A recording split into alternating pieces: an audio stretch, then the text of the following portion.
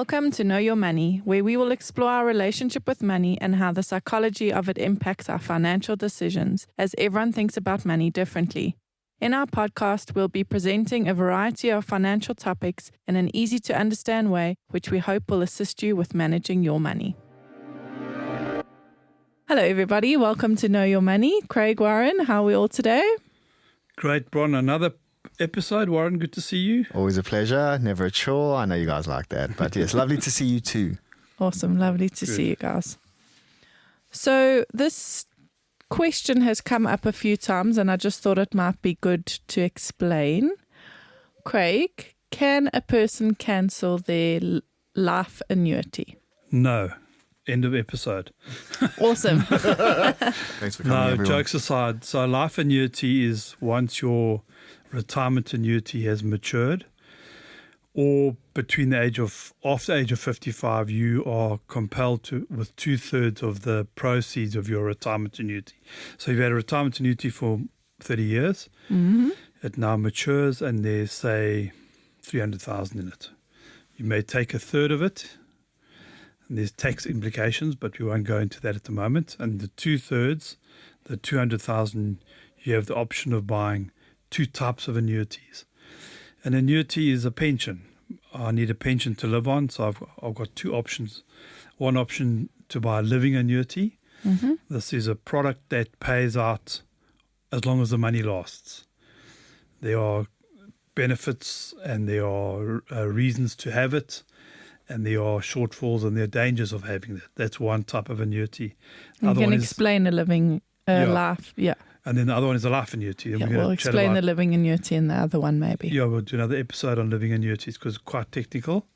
The life annuity says that here I have my 200,000, 2/3 of my retirement annuity, and I shop around with the different companies, mostly life assurance companies, and I go and say, I have this money, I need this pension. And they say, right, the option is to buy a life annuity. So the annuity works on the person's life who's...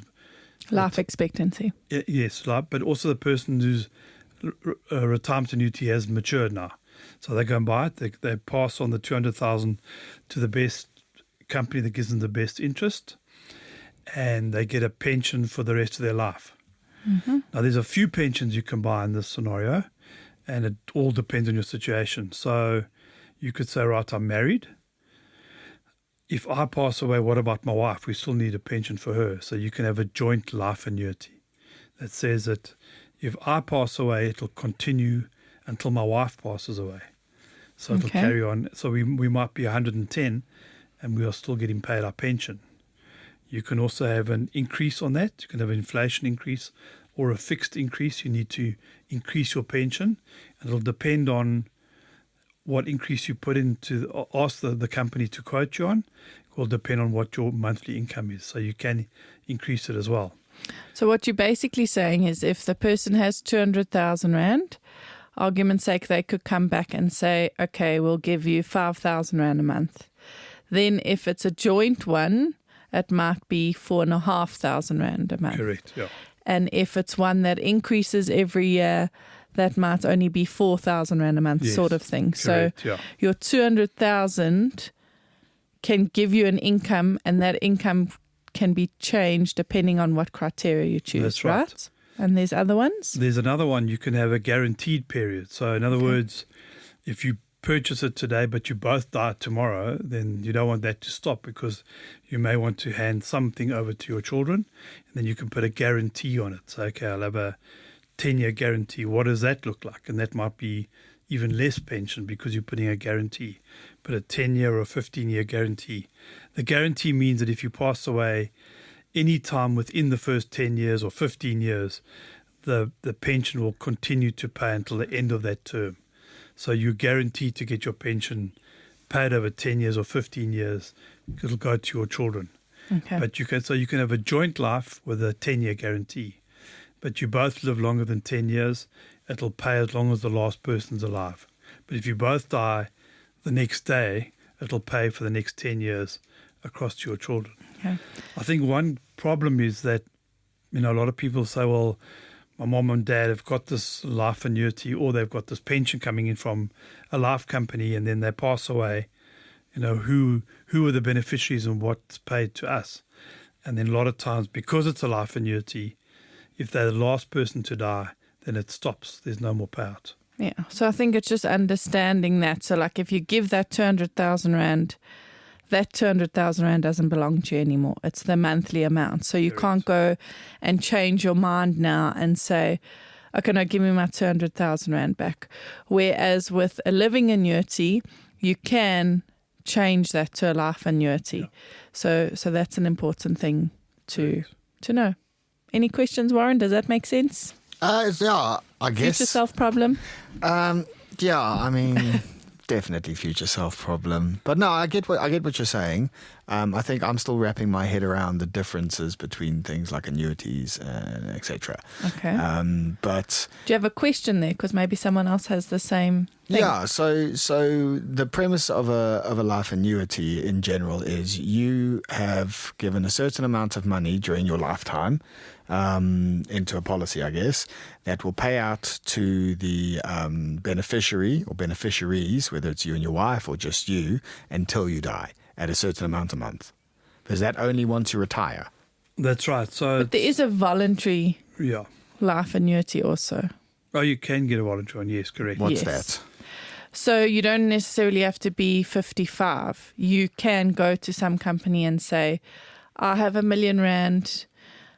If I give this to you, how much will you give me for the rest of my life? And so do you have to be 55 in order to set up a life annuity, or can you do it when you're young? A life annuity, yes. And then there's different taxes on that. But then there's like a voluntary life annuity. So, for example, if you get an inheritance and you don't want to have that lump sum, you'd rather get a monthly payout. Yeah. And you're not 55. You can go and purchase a voluntary life annuity, and you would get a payment from that every single month. So Okay. that they look at life expectancy, and then those rates would be different per company and depending on if you wanted to escalate. So your capital that you receive is converted into income. Yes. And then you can't draw that capital out. No, I understood that. Because you've given that to the company, and they promise, and they will keep their promise to pay you for the rest of your life. Yeah. And then what about this living annuity? What's the difference? I think we should chat about that in another podcast, because there's quite a lot of elements on that. But just basic, because maybe someone doesn't have the time. Really basic, yeah. So it's a similar concept, except that there's no underpinning on life. So that whatever's in that living annuity, whatever investment amount is invested in different portfolios, and the money will last as long as the portfolios return, and dependent on how much you draw out of the monthly income you draw down. Okay, understood. And then so if you pass away, that can money, you put it onto your children then, the living annuity? Yes. So that's a big difference then. A massive difference. Yeah. Right. And often people would rather choose a living annuity What if they have children? Yeah. versus a life annuity. But sometimes the life annuity is a better option for you, because if you have R1 million and you put it in a living annuity and you're drawing down, let's say 7% of it, that will only last you so long. Yes. Okay. So now if you live past that, then there's nothing.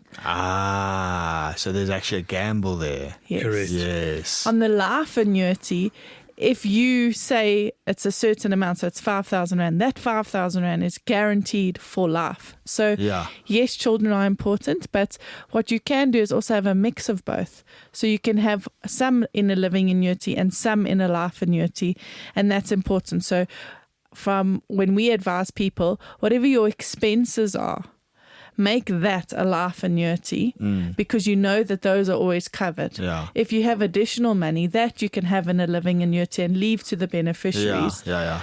But that's why you would have multiple ones. Yes, that makes sense. And I'm assuming these companies that do life annuity hate the 100-year-olds. Yes, definitely. So much. Definitely. Yes. Yeah, they're backing on the fact that you're not going to make it too long. Yeah. Sorry, that was more about But the peace of mind on a life annuity is you know that your pension you're receiving will be paid out for the rest of your life. And is it all regulated and underwritten so that, if you obviously are trusting a company that may in the future not exist when you're older? Yeah, no, it's all. So are you safeguarded in some way? Yes, you are. Yeah, okay. Awesome stuff. See, we're learning. Every day. Every day. Thank you, guys. Thanks, guys. Thanks, everybody. Bye. Bye. Thank you for listening. If you have enjoyed this podcast or would like to subscribe, please visit our website, www.growthfp.co.za. The information we have provided in this podcast is our personal opinion. For more detailed information, please discuss your financial situation with a financial planner.